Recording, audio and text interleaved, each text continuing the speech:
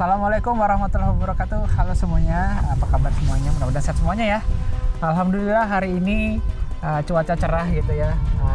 Suhu udara juga mirip-mirip Bandung. Kita rame-rame nih hari ini lagi ke konstruksi bangunan untuk bencana alam di Jepang, yaitu namanya Ryukyukan. Kita sudah ditemani oleh salah satu narasumber gitu ya, teman ngobrol untuk bahas hal-hal teknis nanti selama video ini. Ada Mbak Inka nih, Teh Inka nih. Boleh kita ajak perkenalan dulu. Ayo, ya. Gimana Mbak Inka? Silakan. Halo, nama saya Inka. Sekarang saya kerja di Jepang sebagai Solutions Engineer. Dulu lulus dari ITB, jurusan sipil, tapi spesialnya di geoteknik. Terus sempat kerja di sini awalnya di bidang geoteknik juga, sekarang udah ngarah ke geospasial. Ya. Geospasial. Ya. Oke, jadi aku tuh kan sekarang juga kebetulan kerjanya di bagian disaster prevention and mitigation nih. Okay. Dalam rantai panjang pencegahan dan mitigasi bencana tuh ada bagian di mana itu tuh bagian social side-nya, sama ada bagian science and technology-nya. Nah, si science and technology ini salah satunya ini yang kita kunjungin di sini nih, yang Ryukyukan ini. Gimana caranya pemerintah itu membuat infrastruktur yang bisa memitigasi bencana-bencana seperti sekarang tuh banjir ya yang ini. Ada satu fakta unik nih, kita kan lokasinya di Kasukabe City ya, kota Kasukabe. Tahu nggak kira-kira kota Kasukabe itu ada apa di situ? Gitu. Atau kapten apa itu? Pahlawan bertopeng. Iya. Jadi itu adalah kota tempat tinggalnya Shinchan. Nah, nanti kita lihat sambil ke bawah tanah, nanti masuk ke dalam sumurnya seperti apa. Ya kita lihat aja lah nanti, gak usah lama-lama lagi. Ayolah kita lanjut. Yuk, ikimashou. 本日は首都圏外郭放水路見学会にご参加いただきありがとうございます。首都圏外郭放水路は国の施設で国土交通省関東地方整備局江戸川。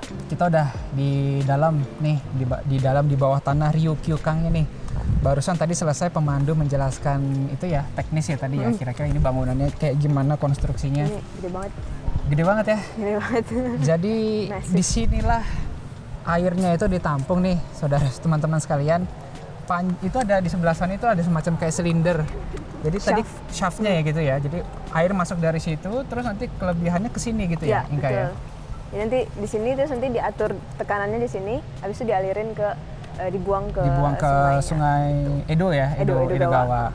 Nah ini panjang lebarnya itu tadi berapa? 78 meter.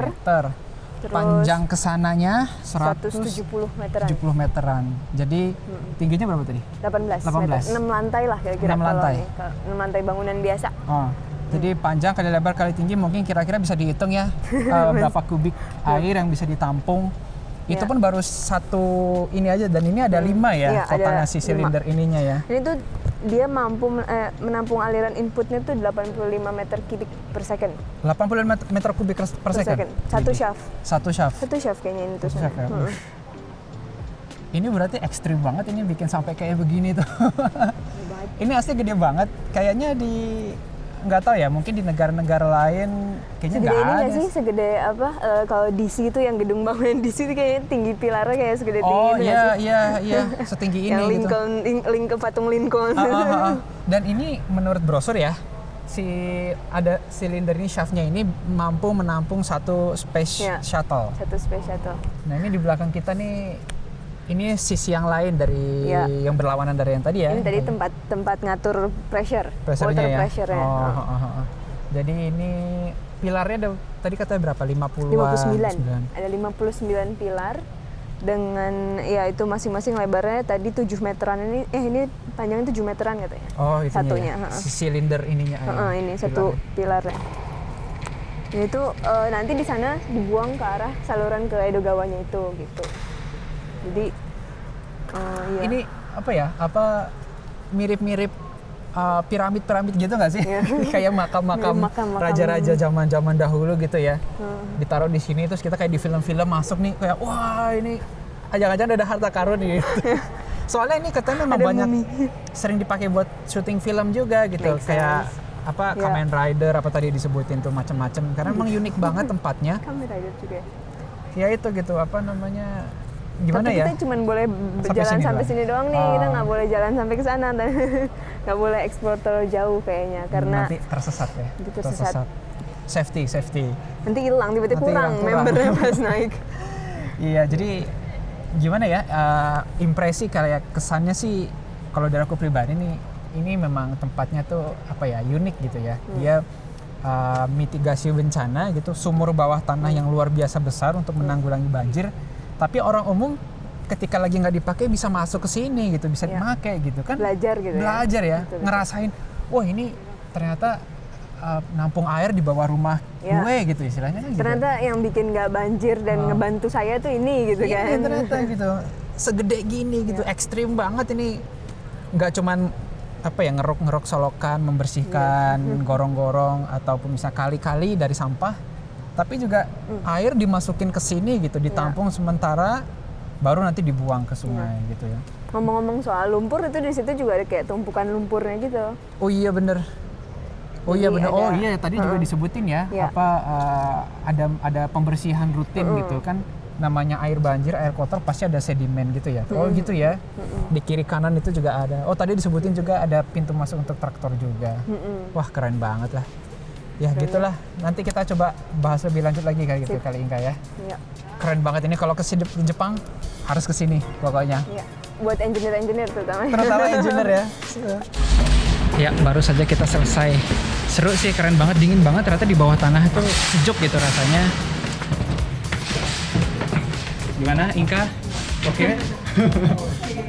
Jadi kayak banter-banter rahasia gitu ya, area 51 kayaknya gini juga nih. Markas Avenger di bawah tanah, Power Ranger juga bisa di bawah tanah kayak gitu.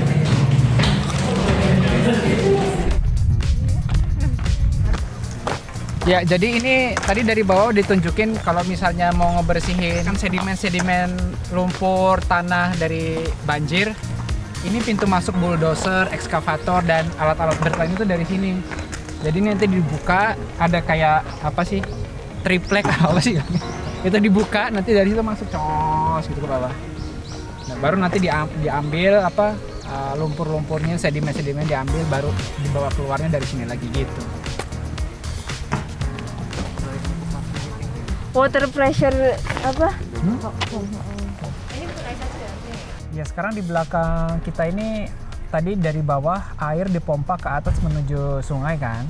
Nah otomatis posisi air lebih rendah daripada sungai, ya mau nggak mau harus pakai pompa dong ini Iya. untuk dipancurin keluar gitu kan ya. Gampangnya begitu.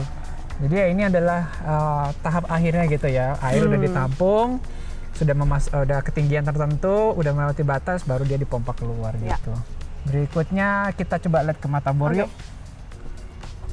Ya, ini kita lagi berada di apa ini ya?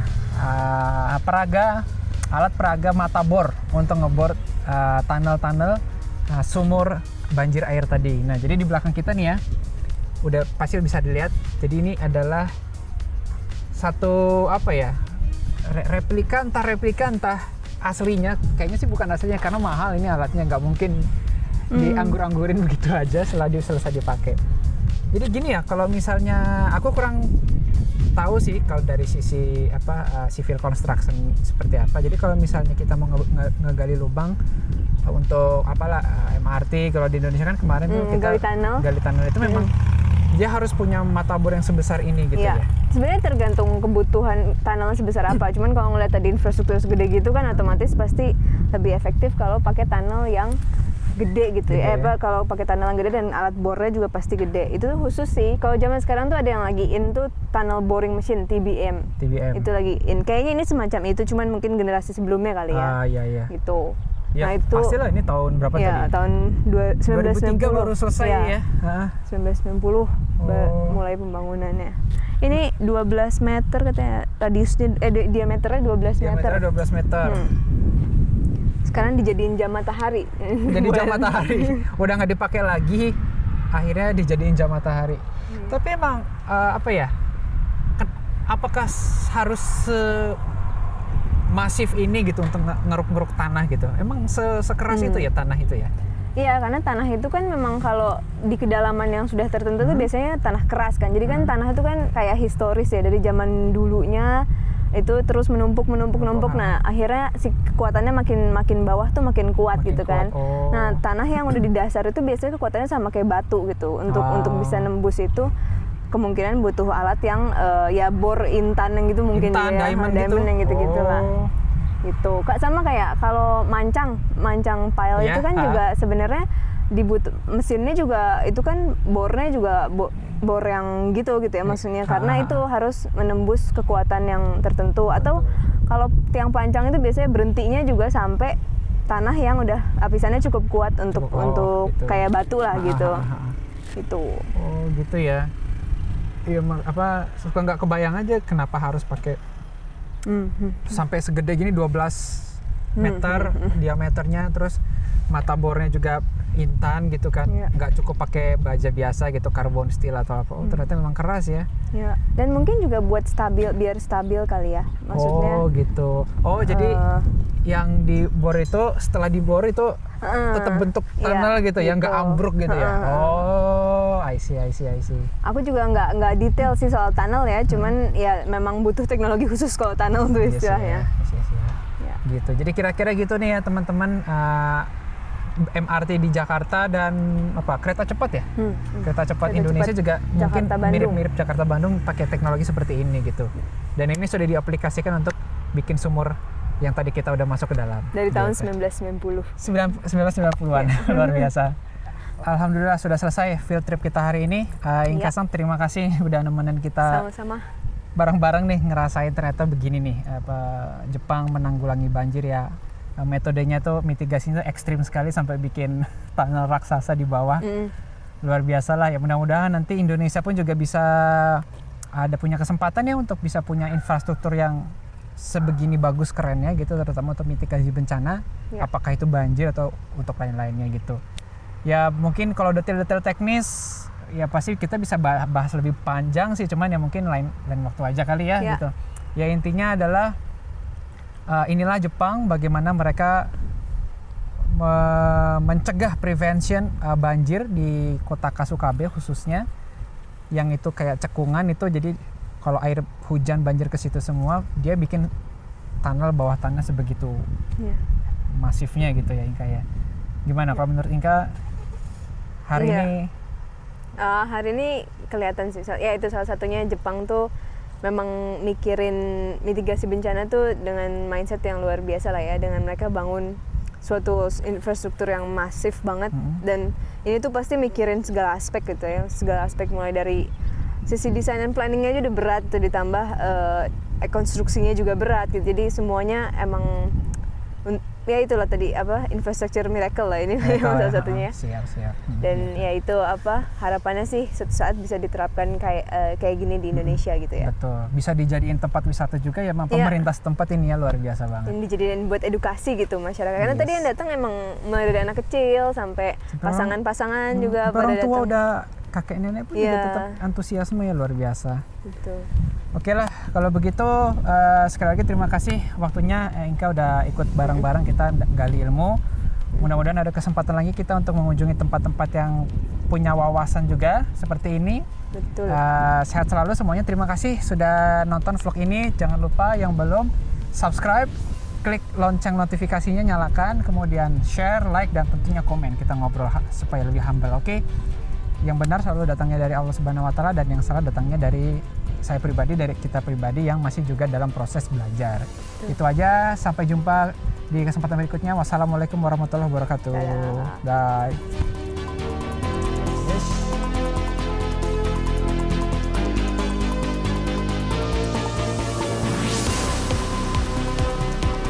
Iya, satu lagi mungkin pesan buat semuanya.